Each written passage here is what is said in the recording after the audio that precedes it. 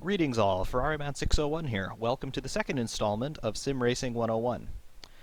Here we're going to talk about another fundamental aspect of circuit driving, understeer and oversteer. These two forces are probably the most fundamental ones that a driver has to grapple with when attempting to do a lap around a racetrack. Explained in their respective nutshells, understeer refers to the front end grip on the car.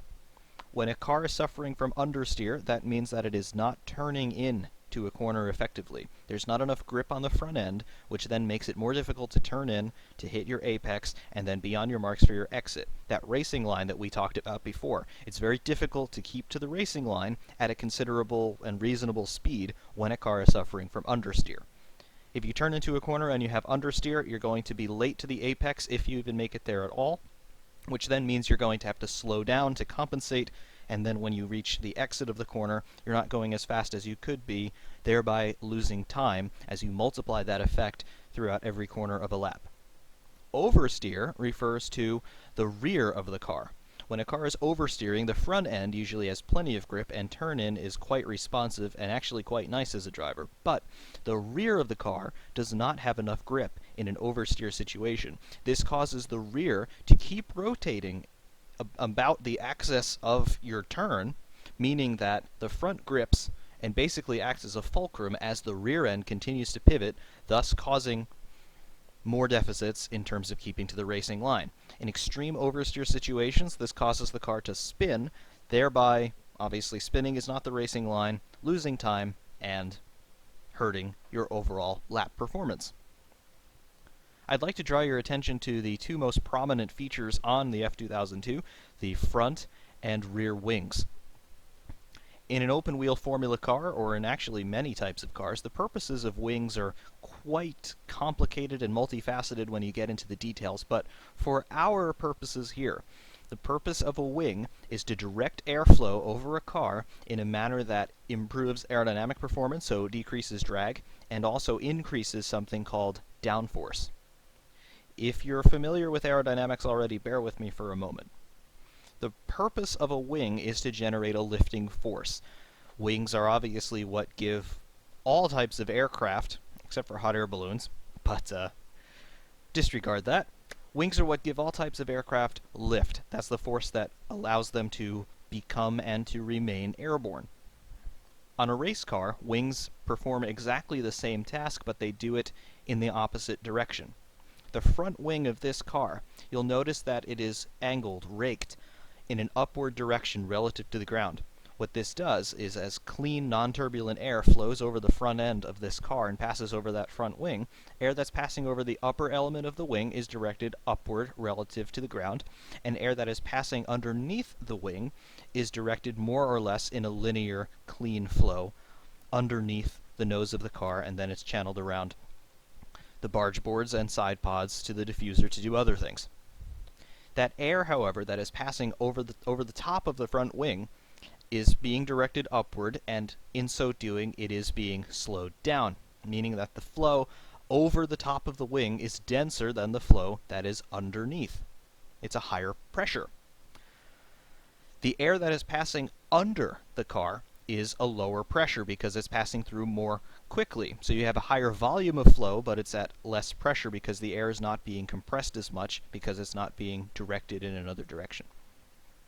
This creates a net negative pressure underneath the front wing, thereby sucking the car down onto the racetrack.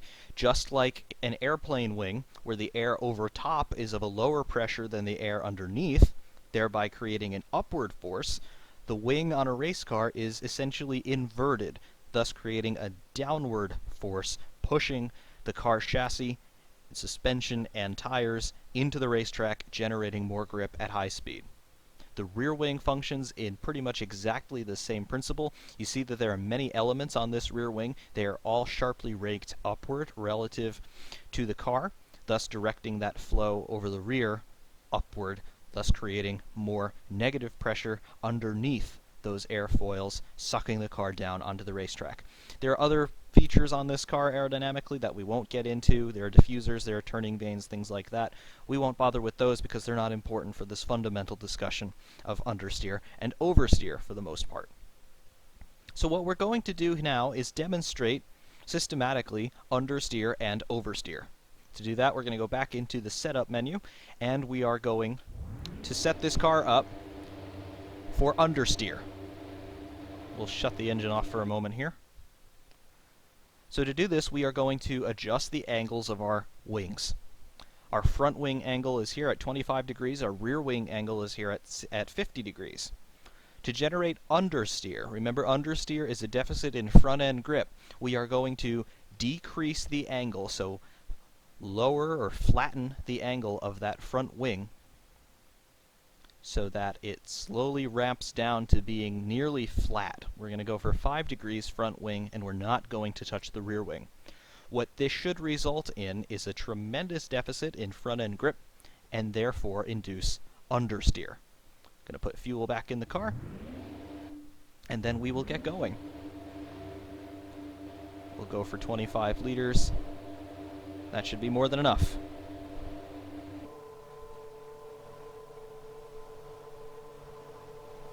So, first gear, little revs, clutch out,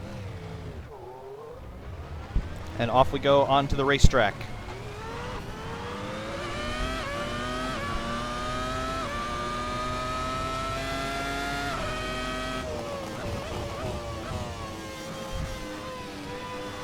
Now, because aerodynamics are designed in such a way that they are more effective with the higher the speed the car is going, we won't notice so much of an effect from having ramped that front wing angle down until we are at higher speeds.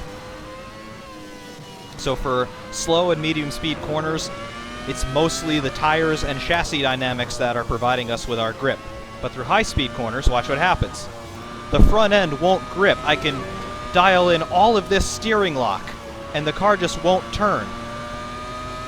You can see the tires are nearly at 45 degrees to the direction of travel, and they are not gripping the racing surface.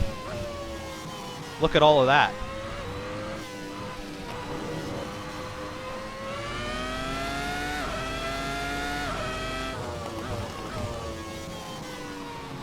You can see it doesn't matter how much I turn the wheel, the car is overwhelmed in its capacity right now to generate downforce, meaning that I can turn the wheel all I want, but the tires are simply giving up. They're scrubbing across the track surface, they are not generating the grip I need, and I have to slow down so much just to make it around the corner. Down the straight, because we don't have as much drag being generated by that front wing, we're going to have an increase in straight line speed, which is really great down the straight. But we stomp on the brakes, we go into turn one, look at the understeer. Having to compensate so much by hesitating on the throttle and even throwing in some brakes sometimes just to get that car around the corner.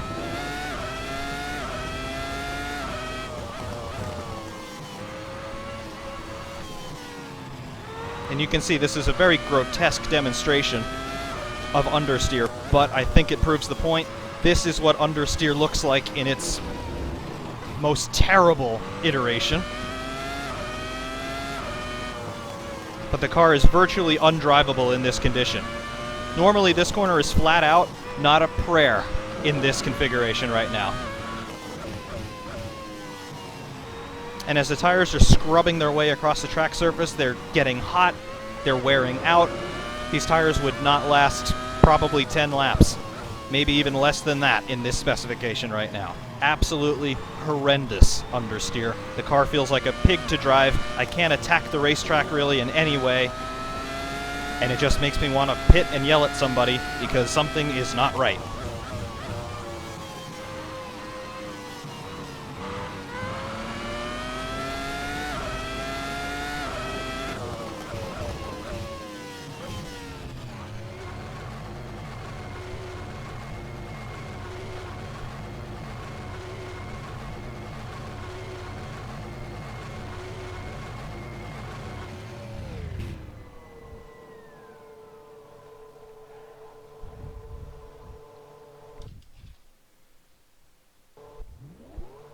So you've now seen our demonstration of understeer. You can see that I couldn't attack the racetrack at all. The front end was sliding across the track surface. I couldn't really stay on the racing line without having to back way out of the throttle, thus slowing down my speed and then allowing the tires to catch up to where the car was in terms of generating grip and then go around the corner. Understeer is stable in that the car is not liable to spin on you, but you cannot attack the racetrack and you cannot go after some really fast laps. Oversteer is the opposite of this condition. So what we're going to do now is ramp the front wing back up so that the front end is generating plenty of grip, but we're going to decrease the angle of the rear wing. By doing this, we're going to have the same effect on the rear of the car as we had on the front of the car before. So the rear end will not be pushing itself into the ground, but the front end will be gripping for all it's worth. What this is going to do is create a very unstable situation where we effectively have an inverted pendulum from physics. Many early rocket flights, for example, you see the videos of the rocket launching and then it does a 90-degree arc in the air and then they blow it up before it crashes into Orlando or something like that. This is the situation we now have in the car. It's very unstable. The car is going to want to turn rearward to the direction of travel at all times when I'm in a corner. It's very difficult to control oversteer. I may well spin doing this, but it's just to demonstrate to you what oversteer is and why it just kills your lap time. And it would help if we put fuel in the car first. Same 25 liters as we had before.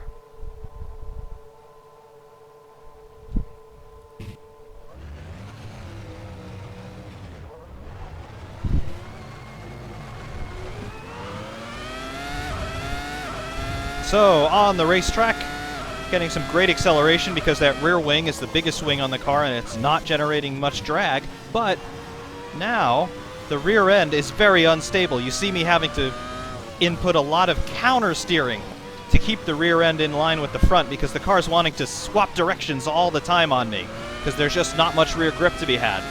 The tires, as they were doing before in our understeer situation, are sliding across the racetrack, but they're not gripping it. They're not giving me anything to work with in terms of confidence to go into the corner.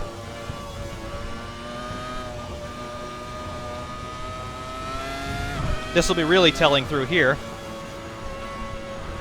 I have some grip because the diffuser's working, but as you can see, I spun the car because there's just nothing for me to lean on the rear end.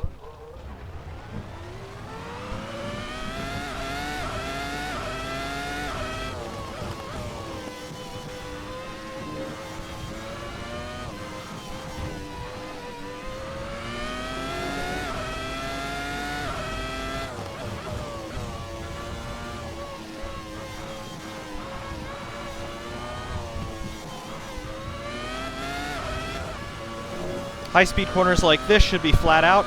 Not right now.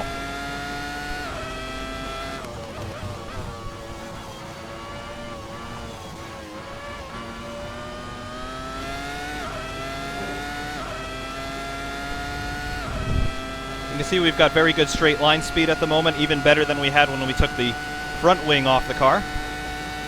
Because the rear wing is responsible for most of our drag, but coming into this very fast corner in normal conditions, not a chance.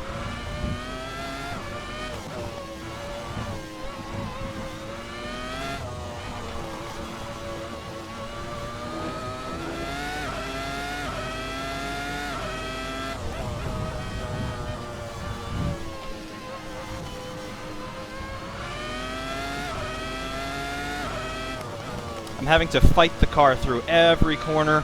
Watching my throttle inputs, you can see how much I'm having to feather the gas. And there I had absolutely no grip for the turn-in. My car was positioned well, but when I turned the corner, because I don't have any rear grip, the front turned in, but the rear did not. Thus the car continued to step out wide, and as you can see, I have absolutely nothing with which to attack the racetrack.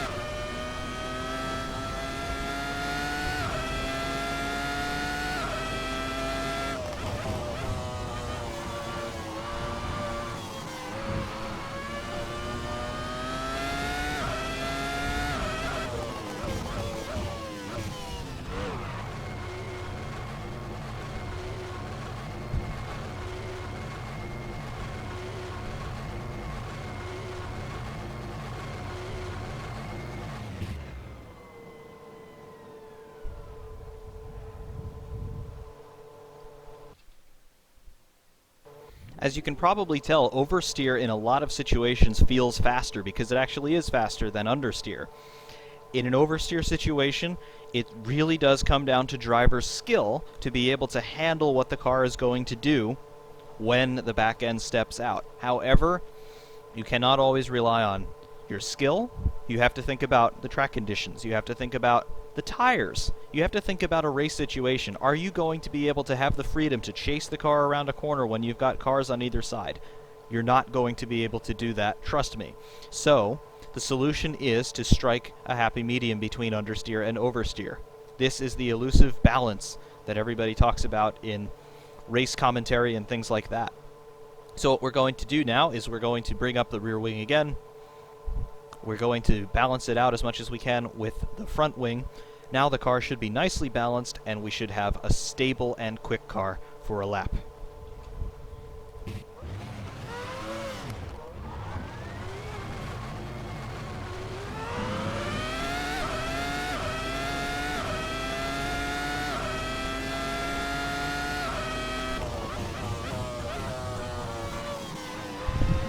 You can see now I have good turn in. And the tires are a little cold right now, but already that instability that we had with our oversteer demonstration is entirely gone. And the front end grip that we were lacking with our understeer demonstration is back.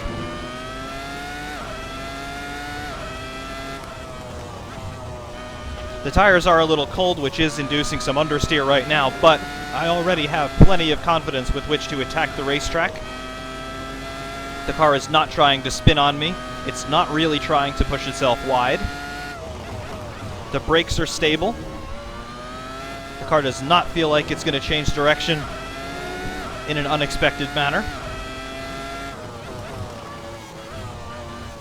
And as the tires come up to temperature, I can feel that the car is now ready to be there for me. These corners are now flat out. They were not before.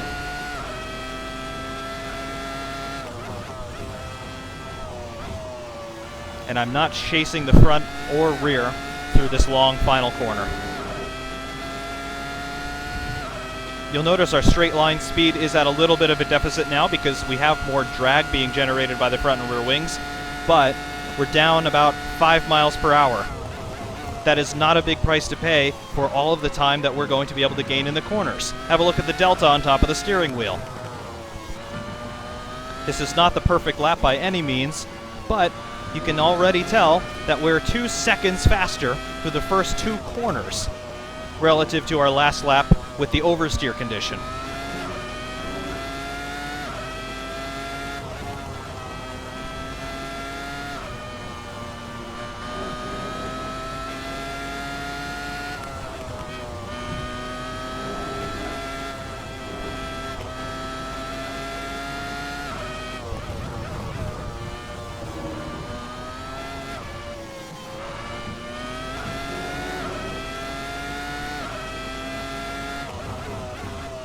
Getting ready to complete the lap. We are almost 9 seconds faster than we were on our oversteer lap.